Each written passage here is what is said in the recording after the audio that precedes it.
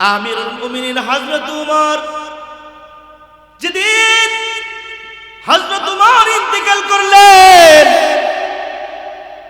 গাসিল হযরত উমরকে গোসল দেওয়ানোর জন্য যখন কাটে বহন করলো, গোসল দেনওয়ালা মানুষগুলা হযরতে উমরের গায়ের কাপড়গুলা খুলে আবার পানি ঢালবে। হযরত উমরের পিঠের মধ্যে দেখা যায় চাবুকের দাগ, চাবুকের চিহ্ন। হযরত উমরের পিঠে কে যেন চাবুকের আঘাতে আঘাতে পিঠটাকে চৌচির করে দিছে। অনেক আগের চাবুকের দাগ হযরত উমরের পিঠের মধ্যে ভেসে উঠছে। গোসল দেনওয়ালা মানুষগুলো এবার ডাকাডাকি করতেছে, এই উমরের সন্তানরা কোথায় তোমরা? ও উমরের পরিবারের লোক, তোমরা কোথায় আসনি রে? হযরত উমরের ব্যাপারে একটু সংবাদ দিয়ে যাও, কি হইছে বলো। হযরত উমরের সন্তানরা সামনে এসে বলে, কি হইল? গোসল দেনওয়ালা মানুষগুলো এবার ডেকে ডেকে বলে, এই উমরের সন্তান, তোমার বাবার পিঠের মধ্যে চাবুকের আঘাত, চাবুকের চিহ্ন দেখা যায়, বলো না হযরত উমরের পিঠের মধ্যে কে চাবুক দিয়ে আঘাত করেছে? হযরত উমর তো সেই উমর, যে উমর রাস্তা দিয়ে হাঁটা গেলে যুবকের মদের বোতল দুধ হয়ে যায়। আল্লাহু আকবার। উমরের বয়ে মদের বোতল দুধ, যেই উমর রাস্তা দিয়ে হাঁটা গেলে ওই রাস্তা দিয়া শয়তান 40 দিন হাঁটে না। আল্লাহু আকবার। হাদিসের কথা বলতেছি, হাদিসের যে রাস্তায় উমর হাঁটছে ওই রাস্তায় শয়তানকে 40 দিন পর্যন্ত দেখা যায়নি। হযরত উমর সেই উমর, যে উমরের মেজাজ হলো হির মেজাজ। 21 জায়গায় হযরত উমরের কথা মতো আল্লাহ আয়াত নাযিল করছে। হযরত উমর সেই উমর, যেই উমরের ব্যাপারে নবীজির ঘোষণা, লাউ কানা বাদি নাবিয়্যুন লাকানা উমর, আমার পরে যদি আল্লাহ তাআলা কাউকে নবী বানাইতো তাইলে উমরকে নবী বানাইতো। আল্লাহু আকবার বলে। সেই উমরের পিঠের মধ্যে চাবুকের আঘাত দেখা যায়। সন্তানরা বলো না রে, উমরের গায়ে কি আঘাত করছে বলো না। সন্তানরা এবার ডেকে ডেকে বলে, ও গাসিল, ও গোসল দেনওয়ালা মানুষ সকল, এমন কে আছে গো আমার বাবার পিঠের মধ্যে চাবুক দিয়ে আঘাত করবে? তবে আমার বাবার পিঠের মধ্যে চাবুকের আঘাত কেন জানোনি? আমার বাবার ঘরের ভিতরে, রুমের ভিতরে আমার বাবা যেই বিছানায় ঘুমায় ওই বিছানার মধ্যে আমার বাবার বালিশের সাথে একটা বুক বই আছে, বালিশের কাছেই আরেকটা চাবুক আছে। ও নবীর সাহাবারা, আমার বাবার জিন্দেগির আমলটা এমন ছিল, সারাদিন ভর আমার বাবা যখন মানুষের কল্যাণে, মানুষের গড়ি গড়ি, মানুষের দ্বারে দ্বারে ঘুরত, মানুষের কল্যাণে আমার বাবা দিনব্যাপী কাজ করত। রাতের বেলায় আমার বাবা নিজের ঘরের মধ্যে আইসা এশার সালাতের পর মামুলাত সেরে ওই বুক বই নিজের হাতে নিত এবং বুক বই হাতে নিয়ে লিখত, আজকের দিনে কয়টা ভালো কাজ করেছে আর কয়টা খারাপ কাজ। খারাপ বলতে আজকের দিনে কয়টা নেক কাজ, নফল নেক কাজ করেছে। ফরজ ওয়াজিবাতের হেফাজত নবীর সাহাবীরা এত করত যে চুইটা যাওয়ার কোনো কল্পনাও ছিল না। আজকের দিনে কয়টা নফল ইবাদত হয়েছে, দৈনন্দিনের রুটিন থেকে কয়টা নফল ইবাদত ছুটে গেছে হযরত উমর আমার বাবা লিখত। আমার বাবায় যদি এই খাতায় লেখালেখির মাধ্যমে বুঝতো আজকের দিনের তার দৈনন্দিনের 5টা 10টা নেক কাজ ছুটে গেছে, নফল ইবাদত নফল আমলগুলা করতে পারে নাই। আমার বাবাই চিন্তায় কেন নফল ইবাদত ছুটে গেল, নিজের গায়ের জামা নিজ হাত দিয়ে আমার বাবা খুলতো, বালিশের কাছে রাখা চাবুক নিজের হাতে নিত, আর চাবুক দিয়ে আমার বাবা নিজের পিঠের মধ্যে আঘাত করত। আল্লাহু আকবার বলে। এই চাবুক দিয়ে নিজের পিঠে নিজে আঘাত করত আর বলতো, কিরে উমর, প্রতিদিন যে আমলগুলা করতে আজকে কেন তোর 5টা আমল ছুটে গেল? এই 5টা নেক কাজ ছুটে যাওয়ার কারণে আমার বাবা নিজের হাত দিয়া নিজের চাবুক দিয়া নিজের পিঠে আঘাত করত। আমার বাবার জিন্দেগি এই তাকওয়ার উপর আমলে চলছিল যে আমল চুইটা গেলে নিজের হাতের চাবুকে নিজের পিঠ ফাটাইয়া ফেলত। আবারও মানুষের মধ্যে শ্রেষ্ঠ মানুষ, শ্রেষ্ঠ উম্মত হিসাবে কবুল করেছে। আবারও আল্লাহ তাআলা আপনাকে আমাকে ইমানের মতো দামি দৌলত দিয়েছে। আল্লাহ তাআলার নির্দেশনা যে ইমানদারদের প্রতি আলাদা আল্লাহ তাআলার নজর, আল্লাহ তাআলার মহব্বত, ভালোবাসা। ইমানদারদেরকে আল্লাহ তাআলা তার নিজের হাত ছাড়া করতে চান না। ইমানদারদেরকে আল্লাহ তাআলা নিজের রহমতের ছায়া তলে আবৃত করে আল্লাহ তাআলা জান্নাত দিতে চায়। সুবহানাল্লাহ। আল্লাহ রহমতের চাদরে আবৃত করে জান্নাতের মালিকানা ইমানদারদের জন্য নির্ধারণ করেছে যে আমার ইমানদার বান্দারা ওরা হবে জান্নাতি, আমার মুসলমান বান্দারা, আমার আনুগত্যশীল বান্দারা এরা হবে জান্নাতি। কারণ এরা দুনিয়াতে আমি আল্লাহর মহব্বতটা দিলে বেশি জায়গা দেয়। ওয়াল্লাযীনা আমানু আশাদ্দু হুব্বান লিল্লাহ। আওয়াজ দিয়ে বলেন, ইমানদারদের কাছে, ইমানদারদের অন্তরে সবচেয়ে বেশি মহব্বত কার? আল্লাহর মহব্বত সবচেয়ে বেশি। ওই আল্লাহ তাআলার নির্দেশনাও যে ইমানদাররা যেহেতু আমার প্রতি তোমাদের বেশি মহব্বত, তো আমার নির্দেশনা তোমরা আমার দিক নির্দেশনা অনুযায়ী চলো।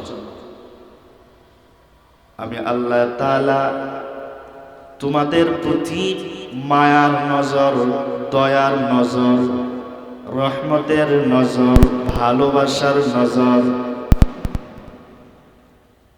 দুনিয়ার মানুষের দিকে আল্লাহ তাআলা যার চেহারা বড় ভালো, যার দেহের অবকাঠামো বড় সুন্দর,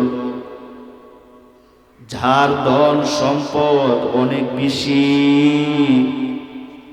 যিনি অট্টালিকার মালিক, গাড়ি বাড়ির মালিক, ক্ষমতার মালিক, চেয়ারের অধিকারী, আল্লাহ তাআলার কাছে কিন্তু ওই বান্দার দাম বেশি না। আল্লাহ তাআলার কাছে কোন বান্দার বেশি দাম? আল্লাহ তাআলার কাছে কোন মানুষের বেশি মূল্য?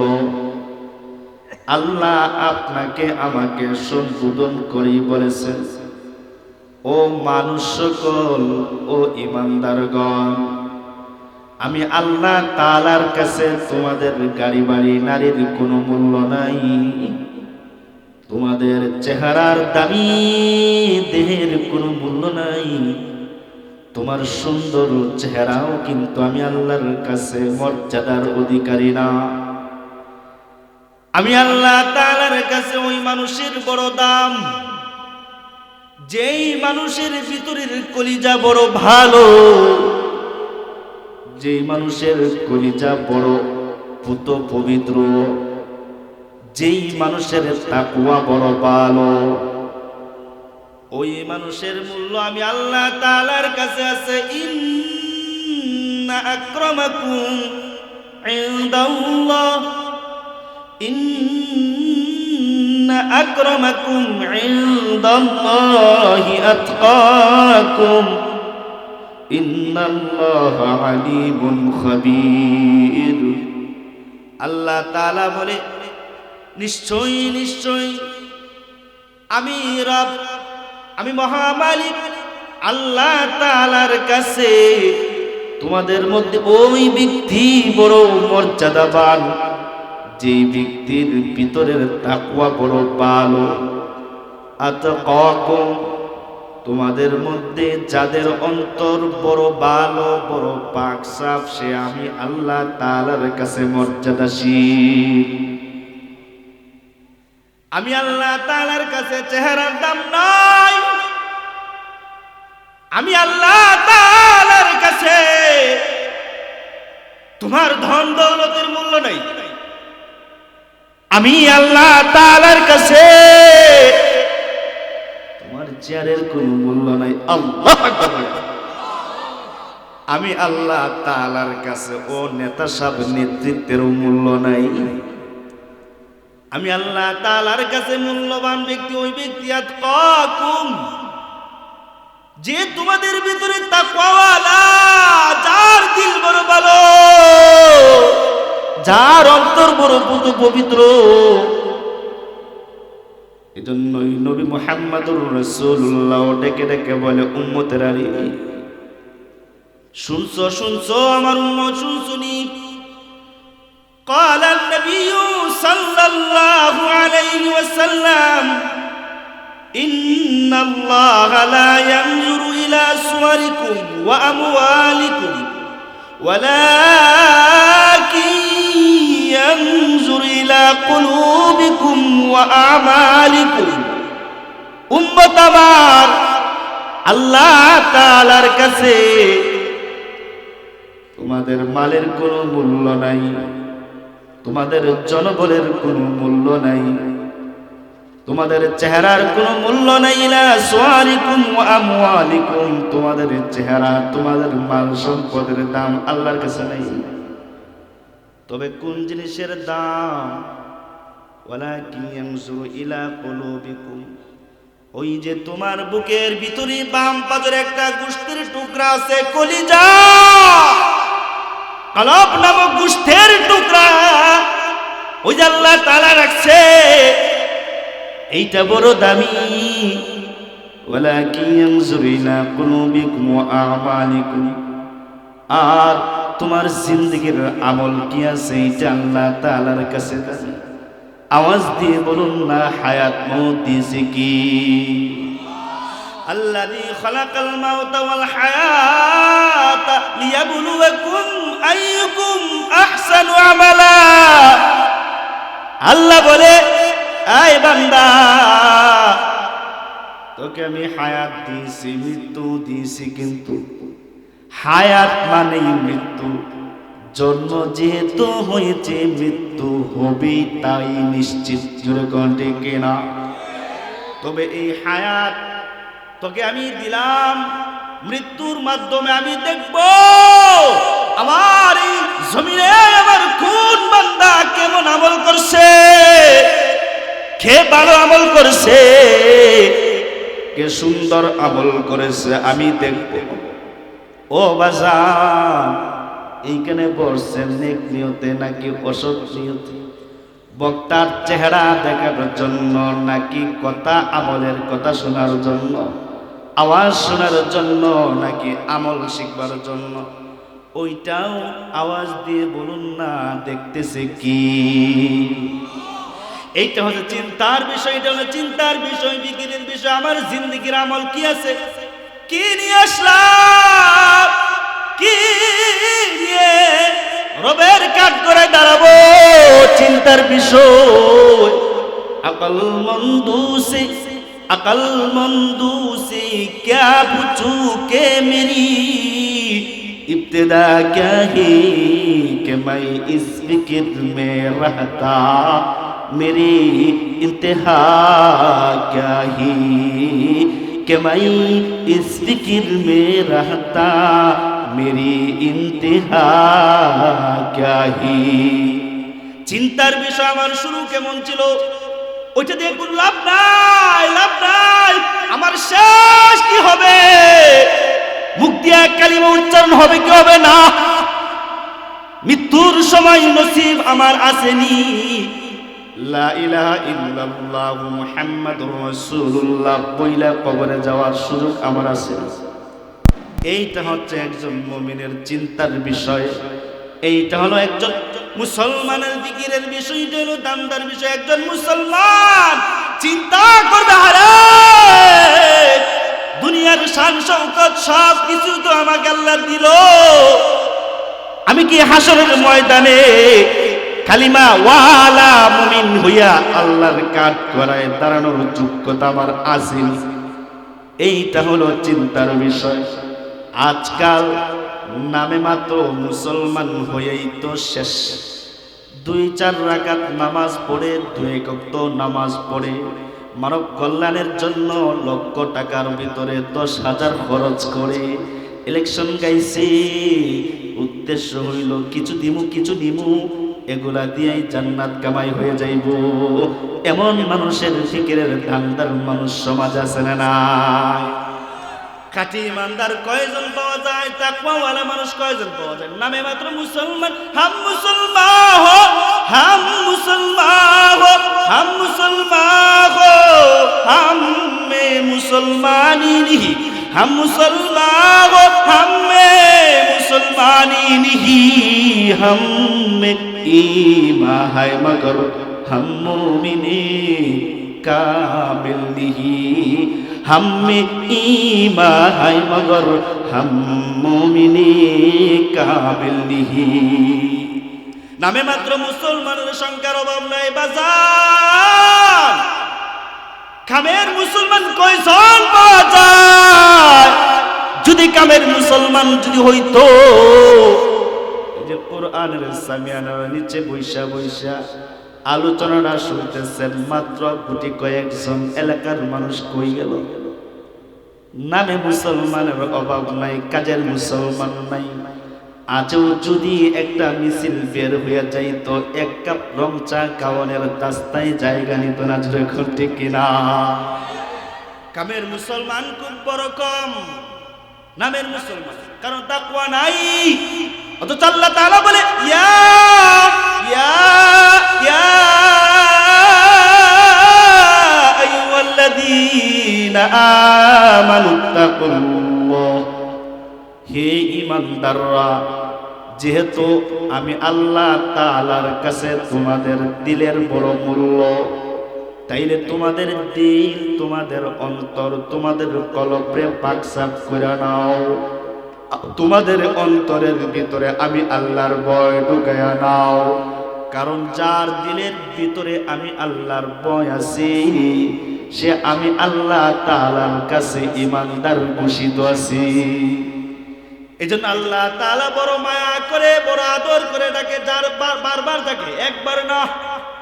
কালামে পাকে অসংখ্যবার আল্লাহ ডেকেছে, ইয়া আইয়ুহাল্লাযীনা আমানুত্তাকুল্লাহ, ও ঈমানদাররা, ইত্তাকুল্লাহ, আল্লাহকে ভয় করো। হে ঈমানদাররা, তোমরা আল্লাহ তাআলাকে ভয় করো। কোথাও বলেছেন হাক্কা তুকাতি, ভয় করার মতো তোমরা আমি আল্লাহকে ভয় করো। কোথাও বলেছেন ইয়া ইয়া আইয়ুহাল্লাযীনা আমানুত্তাকুল্লাহ ওয়া কুলু কাওলান সাদীদা, ঈমানদাররা আমি আল্লাহকে ভয় করো, কথা বলো, ভালো কথা বলো। কোথাও বলেছেন ইয়া আইয়ুহাল্লাযীনা আমানুত্তাকুল্লাহ ওয়াবতাগু ইলাইহিল ওয়াসিলা, হে ঈমানদাররা তোমরা আমি আল্লাহকে ভয় করো। রিজিক লাগবে, আরো কোনো কিছু লাগবে, মুসিবত দূর করা লাগবে, উসিলা আমি আল্লাহ তাআলার কাছে পেশ করো। কোথাও বলেছেন ইয়া আইয়ুহাল্লাযীনা আমানুত্তাকুল্লাহ ওয়া কুনু মা'আস সাদিকিন, হে ঈমানদাররা আমি আল্লাহকে তোমরা ভয় করো, আর নেককার বান্দা যারা সত্যবাদী, যারা আমলে সালেহ, যারা ভালো মানুষ, তোমরা ভালো মানুষের অন্তর্ভুক্ত হইয়া যাও। বুঝা গেল এই যে নির্দেশনা আল্লাহ তাআলা আপনাকে আমাকে দিয়েছেন, ওই নির্দেশনার মতো যদি কোনো বান্দা চলে বাজান, আল্লাহ তাআলা তাদেরকে মর্যাদাবান বানায়া আসমানি জান্নাতি বান্দাদের লিস্টে তাদের নাম উঠায়া নেয়। ওই সমস্ত বান্দাদের নাম আল্লাহ তাআলার জান্নাতি লিস্টে উঠায় যাদের দিল ভালো, যাদের তাকওয়া বড় ভালো, যারা চোখ দিয়ে যদি দেখে হালাল দেখে, হারাম দেখে না, যারা মুখে যদি কিছু ঢুকাতে চায়, মুখ দিয়া যদি কিছু বলতে চায়, ওই মুখ দিয়া হালাল ঢুকে না, ওই মুখ দিয়া ওই মুখ দিয়া হারাম, ওই মুখের ভিতর হারাম ঢুকে না, ওই মুখ দিয়া হারাম বের হয় না। ওই মুখ দিয়া কটু কথা নাই, গালি মন্দ নাই, মিথ্যা নাই, গীবত শিকায়ত নাই, কারো ব্যাপারে অভিযোগ নাই। ওই মুখের মধ্যে আছে মানুষের জন্য দোয়া, ওই মুখের মধ্যে আছে কালামুল্লাহ শরীফের তেলাওয়াত, যিকর, আজকার, কোরআন তেলাওয়াতের মাধ্যমে মুখটা তরতাজা। ওই মুখের ভিতরে হারামও দেয় না, কারণ যাদের দিলে তাকওয়া আছে ওদের মুখ দিয়া কখনো হারাম ঢুকে না। জোরে কোন ঠিক কিনা? ওই সেই আবু বকর সিদ্দিক আকবর নবীর একজন সাহাবী, তাদের মুখ বড় কত বড় পাক, তাদের পেট কত পাক, তাদের কলিজা কত পাক। ওদের মুখে যদি কোনো হারাম ঢুকে গেছে, হারাম পেট থেকে আঙ্গুল ঢুকাইয়া বের করে নিয়ে আসছে। মুখে পাক সাফ রাখলে দিলকে পাক রাখা যায়। পেট যদি নাপাক হয় তাকওয়া বাকি থাকে না। হযরত আবু বকর, হাদিসে আসছে, সিদ্দিক আকবর নবীর একজন পেয়ারা সাহাবীর নাম। ইসলামের প্রথম খলিফা আবু বকর সিদ্দিক। নবীর পরে উম্মতের ভিতরে সর্বশ্রেষ্ঠ মর্যাদা আল্লাহ তাআলা যাকে দিয়েছেন তার নাম সিদ্দিক আকবর, আবু বকর। আল্লাহু আকবার। আরো জোরে বলেন আল্লাহু আকবার। এই সেই আবু বকরের নাম বলতেছি বাবা। হাসরের ময়দানে সমস্ত আম্বিয়া, নবী আম্বিয়া তারা যখন জান্নাতে চলে যাবে, সমস্ত কিয়ামত পর্যন্ত, আদম নবী থেকে নিয়ে কিয়ামত পর্যন্ত আনেওয়ালা উম্মতের মধ্যে নবীদের পর সবার আগে যিনি জান্নাতে যাবে তিনি হলেন সিদ্দিক আকবর, আবু বকর। আল্লাহু আকবার। এই সেই আবু বকরের নাম বলতেছি। জি, আবু বকর নবীর রঙে রঙিন ছিল। সিদ্দিক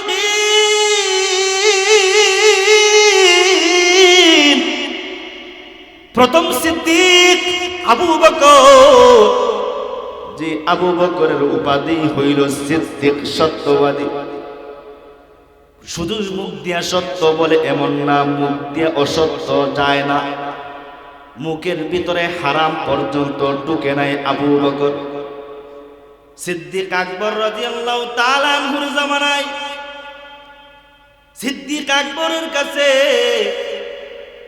তার একজন গোলাম আসছে, গোলাম দাস আসছে। সিদ্দিক আকবরের জন্য কিছু ভালো উন্নত মানের খাবার নিয়ে আসছে। সাহাবী সিদ্দিক আকবরের কাছে পেশ করছে মনিব, আমি গোলাম মনিবের জন্য কিছু হাদিয়া আনলাম, খেন। সিদ্দিক আকবর 3 দিনের উপাস, 3 দিন ধরে পেটে খাবার নাই। সিদ্দিক আকবর গোলামকে একটা বার জিজ্ঞাসার সুযোগ নাই কোত্থেকে খাবার আনলে। সিদ্দিক আকবর পেটের ক্ষুধার তাড়নায় না জিজ্ঞেস করেই খাবারটা মুখে ভক্ষণ করে দিলেন। খাবারটা খেয়ে দিয়ে এবার চিন্তায় আসলো, আহারে গোলাম আমার কিছু খাবার আনছে, একটাবার জিজ্ঞেস করি নাই, কে ফেললাম, দরকার ছিল জিজ্ঞেস করার। হযরতে আবু বকর এবার ডাক দিয়ে বলে, এই গোলাম, খাওয়াইলা পেটের ক্ষুধায় তোমার হাতের দেয়া খাবার পেটের ক্ষুধার তাড়নায় ভক্ষণ করে পেটে দিলাম, জিজ্ঞেস করলাম না কোত্থেকে আল্লাহ বলো তো, কোথায় থেকে তুমি খাবার পেয়েছো? গোলাম এবার ডেকে ডেকে বলে, মুনিব আমার, আমি যখন কাফের ছিলাম, কুফরি অবস্থায়, অমুক বাড়িতে আমি ঝাড়ফুঁক দিয়েছিলাম, অমন একজন কাফের মানুষের ঝাড়ফুঁক দিয়ে আমি তাকে আরোগ্য করে তুলেছিলাম। গরিব মানুষ, টাকা পয়সা নাই, আমাকে অর্থ করে কিছু দেওয়ার মতো অবস্থান তার ছিল না। আমি তার কোনো বিনিময় না নিয়েই চলে আসছি। কিন্তু মুনিব, এখন তার সাথে হঠাৎ করে সাক্ষাৎ, তার অবস্থা ভালো, তাই সে আমাকে চিনে ফেলল। ওই দিনের ঝাড়ফুঁকের বিনিময়ে সে আজকে আমাকে কিছু অর্থ দিয়েছিল। ওই অর্থ দিয়া কেনাকাটা করে কিছু ভালো খাবারের আইটেম করে, ও মুনিব, আমি আপনার জন্য নিয়ে আসছি। সিদ্দিক আকবর এই কথাটা শুনতে না শুনতেই চোখগুলা লাল হয়ে গেছে। সিদ্দিক আকবর আবু বকর এবার হয়রান চিন্তায় পড়ে গেছে, আরে কি বলে, তাইলে তুমি বুঝি আমাকে হারাম খাবার মুখে ভক্ষণ করার সুযোগ করে দিলে? কত বড় তাকওয়া থাকলে এবং মুত্তাকি হইলে বান্দা এমন হয়, পেটে যাওয়া খাবার সিদ্দিক আকবর পেটে রাখার জন্য রাজি না। বাপ আমার মনোযোগ দিয়া কথাটা শুনা লইয়া যে, কত হারাম আপনি আমি খাই, কত হারাম পরিধান করি, অথচ আল্লাহ তাআলা বলেন যেটা হারাম খায় হারাম পড়ে, মাতআমুহু হারামুন ওয়া মালবাসুহু হারামুন, এটার খাবারটাও হারাম, এই খাওয়াটাও হারাম, পেটেও হারাম। বলো না আমি কিভাবে আমার এই বান্দার দোয়াকে কবুল করব? আমি কেমনে তার দোয়া কবুল করব? আজকাল আপনি আমি হাজারো ইবাদত করে আল্লাহ তাআলার কাছে দোয়া করি, আর বলি কত দোয়া করলাম, কত চোখের পানি ছাড়লাম, কই আমার মালিক তো শুনে না, চিন্তায় পড়ে যায়।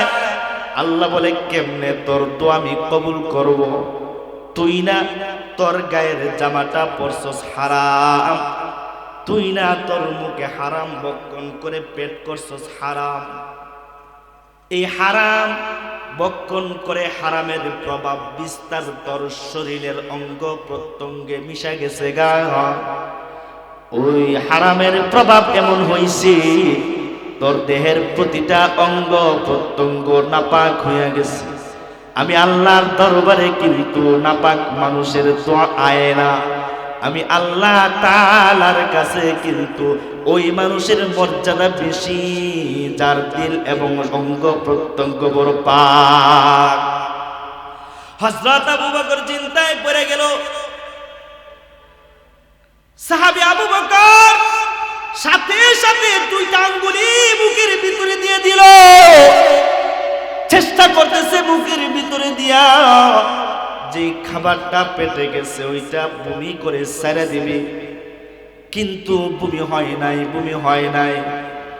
গোলামকে ডেকে বলে, গোলাম এক জগ পানি আনস না রে, এক জগ পানি আইনা দিলি। সুন্দর করে পুরা একটা জগ পানি হযরত আবু বকর নিজে পান করে পেট ভরে ফেললেন। পানি পান করার পর নিজের দুইটা আঙ্গুলি দিয়ে মুখের ভিতরে বারবার গুতা দিতে শুরু করলেন, আঘাত করতে শুরু করলেন। এক পর্যায়ে আঙ্গুলের আঘাতে হযরতে আবু বকরের বমি আসলো। পুরা পেটের ভিতরে যেই গোশতের টুকরা, রুটির টুকরা পেটে গিয়েছিল, বমি করে সব জমিনে ছেড়ে দিলি।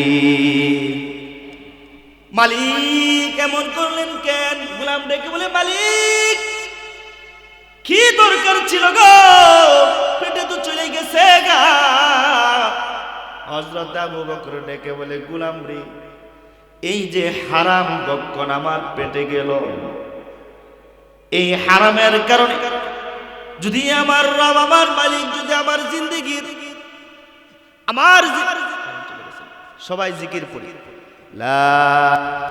হযরত আবু বকর ডেকে বলতেছে, এই গোলাম, যে হারাম বক্ষণ আমার পেটে গেছে, ওই হারাম বক্ষণের প্রভাবের কারণে যদি আমার নামাজ রোজা নষ্ট হয়ে যায়, হাসরের ময়দানে আমি আল্লাহ তাআলার কাঠগড়ায় দাঁড়ায়া যদি হারাম বক্ষণের কারণে আমার নামাজ রোজার কোনো ওজন পাই না, বলস না জিন্দেগীর সব ইবাদত দিয়েও যদি আমার জান্নাতের চাবি আমি না পাই, তাইলে এই জিন্দেগি নাইকা আমার কোনো লাভ আসেনি রে নাই, এই জিন্দেগির কোনো মূল্য নাই। আল্লাহ তাআলা তো বলেছেন, আকরামাকুম ইনদাল্লাহি আতকাকুম। আল্লাহ তাআলা তো বলেছেন, আল্লাহ তাআলার কাছে বুঝি তার বড় দাম, যার দিল ভালো তার বড় মর্যাদা, যার কলব বড় ভালো। ও গোলাম, এই কলব রে, এই অন্তরকে পাক ও সাফ রাখবার জন্য ওই হারাম আমি আমার পেটে রাখতে চাই না। আল্লাহু আকবার বলেন। কেমন তাকওয়াবান ছিল তারা! শুধুই তা না, শুধু তা না, আগের যুগের মানুষ এত বড় তাকওয়াবান ছিল। তাকওয়া তাদের এমন ছিল, জিন্দেগি কিভাবে সাজলো, নেক আমল দিয়া সাজলো নাকি বদ আমল দিয়া সাজলো, এমন তাকওয়াবান ছিল যে দিনের হিসাব দিনে করত, রাতের হিসাব রাতে করত।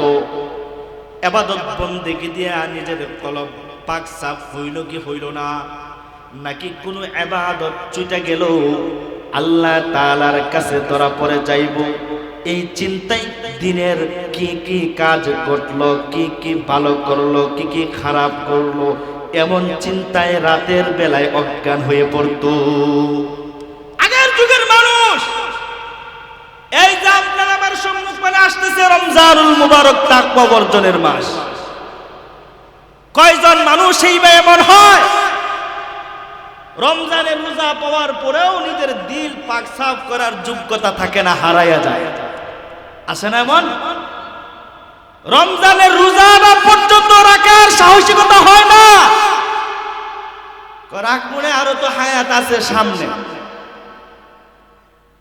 ইবাদত হিসাব করত, হালাল পেটে গেল নাকি হারাম গেল হিসাব করত। কারো বাড়িতে দাওয়াত খাইলেও চিন্তা করত, পেটে কি হালাল দিয়েছি নাকি হারাম দিয়েছি, ফিকির করত। আল্লাহু আকবার বলে। নামাজ ঠিকঠাক মতো আদায় করেছি কিনা তাকওয়ার লগে পরামর্শ করত। ওই যে হযরত উমর আমিরুল মুমিনিন, ইসলামের দ্বিতীয় খলিফা হযরত উমর, তিনি ছিলেন আরেকজন মুত্তাকি বান্দা, আল্লাহ তাআলার কাছে প্যারা বান্দা। তার তাকওয়ার মূল্য কেমন ছিল, তার তাকওয়া কেমন ছিল শোনাই। নিজের জিন্দেগীর আমলের কথা হযরত উমর প্রতিদিন হিসাব করে। আমিরুল মুমিনিন হযরত উমর, যেদিন হযরত উমর ইন্তেকাল করলেন, গাসিল হযরত উমরকে গোসল দেওয়ানোর জন্য যখন কাটে বহন করলো, গোসল দেনওয়ালা মানুষগুলা হযরতে উমরের গায়ের কাপড়গুলা খুলে আবার পানি ডালবে। হযরত উমরের পিঠের মধ্যে দেখা যায় চাবুকের দাগ, চাবুকের চিহ্ন। হযরত উমরের পিঠে কে যেন চাবুকের আঘাতে আঘাতে পিঠটাকে চৌচির করে দিছে। অনেক আগের চাবুকের দাগ হযরত উমরের পিঠের মধ্যে ভেসে উঠছে। গোসল দেনওয়ালা মানুষগুলো আবার ডাকাডাকি করতেছে, এই উমরের সন্তানরা কোথায় তোমরা? ও উমরের পরিবারের লোক, তোমরা কোথায় আসনি রে? হযরত উমরের ব্যাপারে একটু সংবাদ দিয়ে যাও, কি হইছে বলো। হযরত উমরের সন্তানরা সামনে এসে বলে, কি হইল? গোসল দেনওয়ালা মানুষগুলো এবার ডেকে ডেকে বলে, এই উমরের সন্তান, তোমার বাবার পেটের মধ্যে চাবুকের আঘাত, চাবুকের চিহ্ন দেখা যায়, বলো না হযরতে উমরের পেটের মধ্যে কে চাবুক দিয়ে আঘাত করেছে? হযরত উমর তো সেই উমর, যে উমর রাস্তা দিয়ে হাইটা গেলে যুবকের মদের বোতল দুধ হয়ে যায়। আল্লাহু আকবার। উমরের বয়ে মদের বোতল দুধ, যেই উমর রাস্তা দিয়া হাইটা গেলে ওই রাস্তা দিয়া শয়তান 40 দিন হাঁটে না। আল্লাহু আকবার। হাদিসের কথা বলতেছি, হাদিসে আছে যে রাস্তায় উমর হাঁটছে ওই রাস্তায় শয়তানকে 40 দিন পর্যন্ত দেখা যায়নি। হযরত উমর সেই উমর, যে উমরের মেজাজ হলো হির মেজাজ। 21 জায়গায় হযরত উমরের কথা মতো আল্লাহ আয়াত নাযিল করছে। হযরত উমর সেই উমর, যেই উমরের ব্যাপারে নবীজির ঘোষণা, লাউ কানা বাদি নাবিয়্যুন লাকানা উমর, আমার পরে যদি আল্লাহ তাআলা কাউকে নবী বানাইতো তাইলে উমরকে নবী বানাইতো। আল্লাহু আকবার বলেন। সেই উমরের পিঠের মধ্যে চাবুকের আঘাত দেখা যায়। সন্তানরা বলো না রে, উমরের গায়ে কি আঘাত করছে বলো না। সন্তানরা এবার ডেকে ডেকে বলে, ও গাসিল, ও গোসল দেনওয়ালা মানুষ সকল, এমন কে আছে গো আমার বাবার পিঠের মধ্যে চাবুক দিয়ে আঘাত করবে? তবে আমার বাবার পিঠের মধ্যে চাবুকের আঘাত কেন জানুনি? আমার বাবার ঘরের ভিতরে, রুমের ভিতরে আমার বাবা যেই বিছানায় ঘুমায় ওই বিছানার মধ্যে আমার বাবার বালিশের সাথে একটা বুক বই আছে, বালিশের কাছেই আরেকটা চাবুক আছে। ও নবীর সাহাবারা, আমার বাবার জিন্দেগির আমলটা এমন ছিল, সারাদিন ভর আমার বাবা যখন মানুষের কল্যাণে, মানুষের ঘুরে ঘুরে, মানুষের দ্বারে দ্বারে ঘুরত, মানুষের কল্যাণে আমার বাবা দিনব্যাপী কাজ করত। রাতের বেলায় আমার বাবা নিজের ঘরের মধ্যে আইসা এশার সালাতের পর মামুলাত সেরে ওই বুক বই নিজের হাতে নিত এবং বুক বই হাতে নিয়ে লিখত, আজকের দিনে কয়টা ভালো কাজ করেছি আর কয়টা খারাপ কাজ। খারাপ বলতে আজকের দিনে কয়টা নেক কাজ, নফল নেক কাজ করেছি। ফরজ ওয়াজিবাতের হেফাজত নবীর সাহাবীরা এত করত যে চুইটা যাওয়ার কোনো কল্পনাও ছিল না। আজকের দিনে কয়টা নফল ইবাদত হয়েছে, দৈনন্দিনের রুটিন থেকে কয়টা নফল ইবাদত ছুটে গেছে। হযরত উমর আমার বাবা লিখত, আমার বাবায় যদি এই কাঠায় লেখালেখির মাধ্যমে বুঝতো আজকের দিনের তার দৈনন্দিনের 5টা 10টা নেক কাজ ছুটে গেছে, নফল ইবাদত নফল আমলগুলা করতে পারে নাই। আমার বাবাই চিন্তায় কেন নফল ইবাদত ছুটে গেল। নিজের গায়ের জামা নিজ হাত দিয়ে আমার বাবা খুলতো, বালিশের কাছে রাখা চাবুক নিজের হাতে নিত, আর চাবুক দিয়ে আমার বাবা নিজের পিঠের মধ্যে আঘাত করত। আল্লাহু আকবার বলে। এই চাবুক দিয়ে নিজের পিঠে নিজে আঘাত করত আর বলতো, কিরে উমর, প্রতিদিন যে আমলগুলা করতে আজকে কেন তোর 5টা আমল ছুটে গেল? এই 5টা নেক কাজ ছুটে যাওয়ার কারণে আমার বাবা নিজের হাত দিয়া নিজের চাবুক দিয়া নিজের পিঠে আঘাত করত। আমার বাবার জিন্দেগি এই তাকওয়ার উপর আমলে চলছিল যে আমল চুইটা গেলে নিজের হাতের চাবুকে নিজের পিঠ ফাটাইয়া ফেলতো। সুবহানাল্লাহ বলে। তাকওয়া তাদের কত ভালো। নেক কাজ নওয়াফেল নেক কাজটা কেন ছুটে গেছে, এই চিন্তা তাদের ছিল। আর এই যুগের মানুষ আপনি আমি নওয়াফেল না ফরজ নামাজ ছুটে যায়, নামাজের হিসাব আমি করি না। জোরে কোন ঠিক কিনা? অসংখ্য মানুষ অসংখ্য গোষ্ঠী আছে, জিন্দেগি বার পর্যন্ত 50 বছর পার হয়ে গেল, এখনো মসজিদের সামনের কাতারে মাথা টেকে আল্লাহর কাছে সিজদা করার মতো যোগ্যতাও হয় নাই। যেরকম ঠিক কিনা? অসংখ্য মানুষ আছে, অসংখ্য নওজোয়ান যুবক ভাই আছে, উযু চিনে না, উযু চিনে না, নামাজ কয় রাকাত ওইটা বুঝে না, যোহরের কয় রাকাত নামাজ, ফজরের কয় রাকাত নামাজ ওইটা জানে না। যেরকম ঠিক কিনা? অসংখ্য মানুষ আছে। তাকওয়া আছে তো নাই?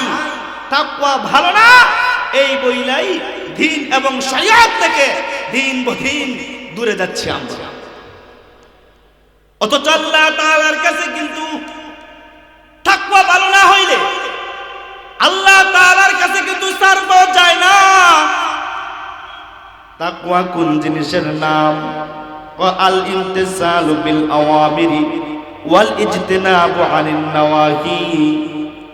ভালো কাজ করা, খারাপ কাজ থেকে বিরত থাকা। তাকওয়া হইল তারকুল মুনকারাত ফি'লুল খায়রাত। দুই জিনিসের নাম হইল তাকওয়া। ভালো কল্যাণকর কাজের দিকে আগায়া যাওয়া, অসৎ অশ্লীল মুনকার কাজ এগুলা থেকে বিরত থাকা, পরিহার করা। আল্লাহর বান্দা এমন হইবে, তাকওয়া তার এমন হবে যে জিন্দেগি গঠন করবে ইবাদত দিয়া, গুনাহমুক্ত জিন্দেগি, ইবাদত ওয়ালা জিন্দেগি। ভিতরে থাকবে আল্লাহর ভয়, তার নাম হইল তাকওয়া। আমাদের বুজুর্গরা সুন্দর করে বুঝায়, জিন্দেগিতে গুনাহ করব না, 2 নম্বর জিন্দেগিতে ইবাদত ছাড়ব না, 3 নম্বর ভিতরে সর্বদা থাকবে কার ভয়? যেরকম কার ভয়? আল্লাহর ভয়। একটা মানুষের ভিতরে যদি আল্লাহর ভয় থাকে তাইলে সে হচ্ছে তাকওয়াওয়ালা, সে হচ্ছে মুত্তাকি। ওই তাকওয়াওয়ালা মানুষ জিন্দেগিতে কোনো গুনাহ করতে পারে না, ইবাদত ছাড়তে পারে না। যেরকম ঠিক কিনা? হারাম সামনে আসলে হারাম ছাড়বে, হালাল সামনে আসলে হারামকে বুকে জড়িয়ে নিবে। সে হচ্ছে মুত্তাকি, সে হচ্ছে তাকওয়াওয়ালা। গুনাহের কাজের প্রতি তার নিন্দা, গুনাহের কাজের প্রতি তার ঘৃণা, নেক কাজের প্রতি তার আগ্রহ, ভালো কাজের প্রতি তার অগ্রগামিতা, সে হচ্ছে বড় মুত্তাকি। সে আল্লাহ তাআলার কাছে দামি। আর ওই দামি মানুষের জন্য আল্লাহ তাআলা নাম ধরে ধরে হাসরের ময়দানে জান্নাত বন্টন করবেন। আল্লাহু আকবার বলেন। আর ওই রকম তাকওয়া না, 2 ওয়াক্ত নামাজ পড়লাম, তাকওয়া দেখাইলাম, আর বাকি 3 ওয়াক্ত ছেড়ে দিলাম, হালালও খাইলাম, হারামও ভক্ষণ করলাম, হালাল পথেও চলি, হারাম পথেও চলি। ওই রকমের তাকওয়া না। তাকওয়াই হচ্ছে গুনাহের দুনিয়ার সব কাজ ছাড়তে হবে। তাকওয়াই হচ্ছে ইবাদত, যাই সাধ্য থাকে সামর্থ্য থাকে তাই বুকে ঝরিয়ে নিতে হবে আল্লাহর ভয় নিয়ে। এমন তাকওয়াওয়ালা মানুষ যদি জমিনে হয়, তার ব্যাপারে আল্লাহ তাআলার ঘোষণা, আল্লাহ তাআলা তার ব্যাপারে বড় সুসংবাদ দিয়েছে, ওয়ামান ইয়াত্তাকিল্লাহা ইয়াজআল লাহু মাখরাজা ওয়া ইয়ারযুকুহু মিন হাইসু লা ইয়াহতাসিব। যাদের দিলের ভিতরে এমন তাকওয়া, যাদের দিলের ভিতরে আল্লাহর এমন ভয় থাকবে, দুনিয়ার জমিনেও তাদের কোনো চিন্তা নাই। দুনিয়ার জমিনে যদি কোনো পেরেশানে মুসিবতে পড়ে যায়, আল্লাহ তাআলা ওই মুসিবত থেকে উদ্ধার করবার রাস্তা বের করে দিবে। যাদের ভিতরে, যাদের দিল ভালো আছে, তাদের দুনিয়াতে চিন্তা নাই। তারা যদি কখনো মুসিবতে পড়ে, উদ্ধার করবে কে? জোরে বলুন, উদ্ধার করবে কে? এই যুগের মানুষ মুসিবতে পড়লে উদ্ধার হওয়ার জন্য যায় শাহজালাল, যায় শাহপরান, যায় শাহ আলীতে, যায় শাহ আরফিনে, যায় বলে বাবা উদ্ধার করেন। আছে না নাই? জোরে কোন, জোরে কোন, আছে না নাই? খাঁটি আল্লাহ ওয়ালা, যাদের দিলে আল্লাহর ভয় আছে, তারা আল্লাহ ব্যতিরেকে আর কারো কাছে যাইতে পারে। জোরে কোন, ঠিক কিনা? তাদের কথা হচ্ছে হাসবিয়াল্লাহু লা ইলাহা ইল্লাহু আলাইহি তাওয়াক্কালতু ওয়া হুয়া রাব্বুল আরশিল আযীম। একজন মুমিনের রেখা, প্রতিজ্ঞা, একজন মুমিনের পণ। আজকাল এই যুগের মুমিন মুসলমান এই পণ হারিয়ে ফেলছে। আল্লাহর উপর তাওয়াক্কুল আর ভরসা হারিয়ে ফেলেছে। যেই কারণে দেশে দুর্নীতি, যেই কারণে দেশের মধ্যে ছাদাবাজি আর সন্ত্রাসী ঘটে কিনা। আওয়াজ দেন না, ভয় পান নাকি? ঠিক কিনা এটা বলতে পারেন না? বক্তা সাহেব কথা জান দিয়া বলতেছে, আপনি যদি ওইসব ঠিক কিনা বলতে পারেন না, তাহলে এটা কি হয়? মাহফিলের সৌন্দর্যই তো রক্ষা হয় না। আমরা কার বয়ে বসছি? আওয়াজ দিয়ে বলেন, আবার কার বয়ে বসছি? ওই আল্লাহর ভয় যদি দিলে তাকে, আল্লাহর নাম নিতে আর আল্লাহর নামে মহব্বত প্রকাশ করতে কোনো ভয় আছে? কোনো ভয় আছে? কোনো সন্ত্রাস আক্রমণ করবে, কোনো বেঈমান আক্রমণ করবে, কোনো ছাদাবাজে ধরবে, কেউ আপনাকে হুমকি দিবে, আর যদি দেয় রক্ষা করবে কে? জোরে আওয়াজ দিয়ে রক্ষা করবে কে? কোন বেঈমান, কোন নাস্তিক, কোন মুরতাদ, কোন ইসলাম বিদ্বেষী, কোন আল্লাহ বিদ্বেষী, রাসূল বিদ্বেষী কেউ যদি আপনার মুখের উপর টুকরো করে আল্লাহর নাম বন্ধ করতে চায়, আওয়াজ দিয়ে বলেন না, রক্ষা কে করবে? তাহলে এটা ভয় আছে কোন? আপনার সাথে আল্লাহ আছে তো? জোরে দেয় বলেন না, জোরে আওয়াজ দিয়ে বলেন, আছে তো? আমার সাথে আছে তো? আপনাদের সাথে কি আল্লাহ নাই? আইনামা তুয়াল্লু ওয়াজহুল্লাহ, সবার সাথেই তো আল্লাহ আছে, সব জায়গায় তো আল্লাহ আছে, সর্ব অবস্থায় তো আল্লাহ আছে। আমার আল্লাহ যেহেতু আমার সাথে আছে, আল্লাহ যার সাথে আছে তার সবচেয়ে বড় ক্ষমতা আছে। জোরে কোন, ঠিক কিনা? এই দেশের ক্ষমতা বড় ক্ষমতা না, এই ছেলের ক্ষমতা বড় ক্ষমতা না, এই এমপিগিরির ক্ষমতা বড় ক্ষমতা না, সবচেয়ে বড় ক্ষমতা হচ্ছে আমার রব আমার সাথে আছে। জোরে কোন, ঠিক কিনা? বেঈমান কাফেররা মক্কার জমিনে আপনার আমার নবীর পিছনে যখন লাগে গেল, আপনার আমার নবী তাদের যন্ত্রণায় পালাইছিলেন আল্লাহর আদেশে। তাদের যন্ত্রণায়, তাদের জুলুম আর নির্যাতন নিপীড়নের কারণে নবী যখন মদিনায় যায় কখনো পিছপা ছাড়ে নাই। জোরে কোন, ঠিক কিনা? কখনো পিছপা ছাড়ে নাই। এই জমিনেও কিছু বেঈমান আছে, এই জমিনেও কিছু কুরআন বিদ্বেষী আছে, এই জমিনে এখনো কিছু ধর্ম বিদ্বেষী আছে। আপনি যতই হক পথে চলেন, হক পথে চলেন, হক কথা বলেন, আপনার ধর্মকে ভেঙ্গিয়ে, শরীয়তকে ভেঙ্গে দিয়ে তারা তাদের রাজত্ব কায়েম করতে চায়। জোরে কোন, ঠিক কিনা? কিন্তু মুসলমানরা এখন জাগ্রত, আর এই বর্তমান যুগের মুসলমান ওরা বুঝদার, ওরা যেথায় সেথায় সম্মান দিতে জানে না। এখন আর যে সম্মানের উপযুক্ত তাকেই সম্মান দিতে জানে। জোরে কোন, ঠিক কিনা? যে মর্যাদার অধিকারী রাখে তাকেই এদেশের মানুষ মর্যাদা দেওয়ার জন্য প্রস্তুত। জোরে কোন, ঠিক কিনা? কোন অনুপযোগী, কোন কারচুপিকারী, কোন ইঞ্জিনিয়ারিংকারী, এদেরকে সমাজের মানুষ এখন আর ভালোবাসে না। এখন সমাজের মানুষ আল্লাহ ওয়ালা, ওই যে আল্লাহ বলেছেন কুনু মা'আস সাদিকিন, তোমরা নেককারদের সঙ্গ নাও। এদের সঙ্গ নিতে পছন্দ করে, তাকওয়া ওয়ালাদের সঙ্গ নিতে পছন্দ করে, মুত্তাকি আল্লাহ ওয়ালাদের সঙ্গ নিতে পছন্দ করে। আহলুল্লাহ যাদের চেহারা দেখলে আল্লাহর কথা মনে হয় তাদের কথা স্মরণ করে, যাদের চেহারা দেখলে নবীর কথা স্মরণ হয়, যাদের চেহারা দেখলে নেক আমলের কথা স্মরণ হয়, যাদের সঙ্গ দিলে জান্নাত হাসিল হয়, তাদেরকে এই সমাজের মানুষ ভালোবাসে। দুরকন্তিরা এই সমাজের মানুষ কোন ছাদাকুর, কোন বেঈমান, কোন সন্ত্রাসী তাদেরকে পছন্দ আর করতে রাজি না। এই ঠিক আর বেঠিক শুধুই মুখে না, ওইটাও হতে হবে অন্তর থেকে। সময়ে সময়ে ওইটা প্রকাশ করতে হবে যে হকের পথে আছে। আপনার মা নবী যখন যায় মদিনায়, যেটা আপনাদেরকে বলতেছিলাম, ওই সুর গুহাতে যাও নিস্তার নাই, দেখা যায় আসতেছে আবু বকর বলে আল্লাহর নবী গো, ওই তো আবু জেহেল্লা, ওরা তো আসতেছে, মায়েরা বেলবে তো। নবীজি বলেন লা তাহজান, চিন্তা করিও না, ইন্নাল্লাহা মা'ানা। মনে করছ সুর গুহায় তুমি আর আমি দুইজন, আসলে সুর গুহায় আছে কয়জন? জোরে কোন কয়জন?